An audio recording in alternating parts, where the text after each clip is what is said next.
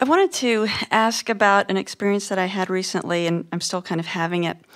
I understand that resistance is what causes illness, and I'm wondering ultimately if letting go of resistance is the only cure. It's the only way to cure. Isn't that logical? In other words, there are a lot of ways to release resistance. So in an illness, your desire for wellness is at an all-time high. So the asking is exaggerated. And then you could go to a physician who applies a particular method and believes in it, and your belief in what he believes in could cause you to release resistance, and the cure could come.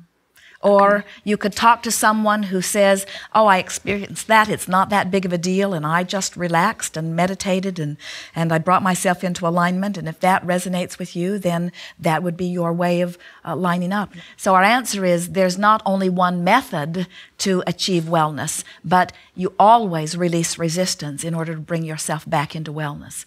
Illness is always as a result of resistance. Okay. I think I got you. I want to ask, the way I experienced the improvement, I was having joint pain, and after trying, a lot of over-the-counter stuff and, things that people told me should work, I went to a nutritionist who I think he believed, in what he was doing. My disposition when I went to him was, I was hopeful, but I was also cynical, because I was tired of throwing money after things that just weren't working. I felt marketed to death. And the improvement was almost immediate, like within 3 days, 4 days. I felt definite improvement. Now, before you got there, we want to ask you some other questions. How did you find out about this person? A friend of mine told me about him. And do you remember how you felt when you heard? Hopeful. So your energy shifted right then, and Right. the improvement even began right then. Yes. In other words, the resistance began dissipating even before you saw this person. Okay. Then, do you remember how you felt once you visited with this person? I appreciated his integrity. So you believed that he believed what he was doing. Yes. And so now you shifted from hopeful to more hopeful, maybe even hopeful to expectant? Yeah. And do you think that you had ever taken that emotional journey before on this particular situation? In other words, didn't you find that to be a different emotional journey than you had taken when you were feeling sort of tapped out?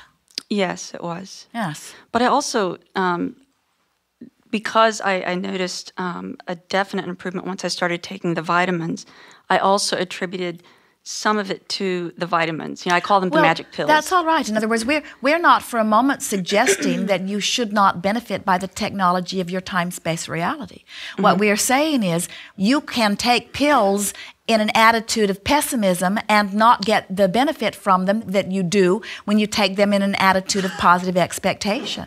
So I just have not taken anything and still done it? Yes, it's possible that you could have been talked to by a friend who knew of someone who had another methodology, who believed so much in that methodology that that hope could have come forth. But here's the thing, it's sort of not of very much value to say, well, I went this way and it worked, but was there another way for me to go? Because the way that worked for you, and this is always true, was the path of least resistance. Right. Now, when you think about it, you were sort of burned out on this and burned out on that, and no longer trusting that, and so you'd sort of closed out many of your other options. Now, could those other options work for you? Yes, but that's not the point. They didn't work for you because they were a clash to the vibration that you were holding at the time, meaning they were a clash to the beliefs that you held, or they were a clash to some intentions that you held. Everything that you want, there are dozens of solutions that are lined up in the wings for you.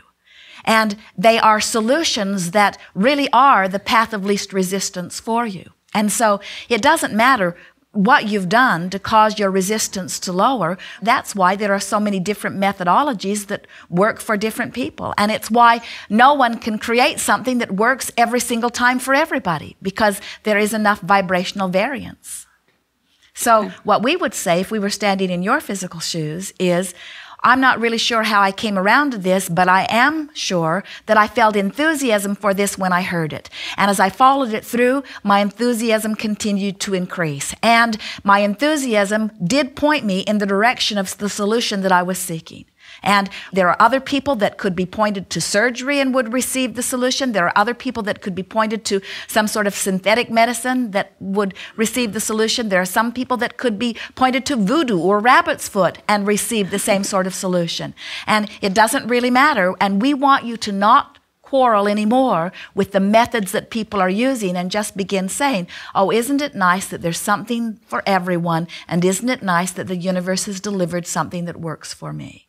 Through the path of least resistance, wellness always occurs. And don't nitpick over whatever your path of least resistance is. Bless the path, you see. Okay. Don't compare it to anybody else. Bless the path. Thank you.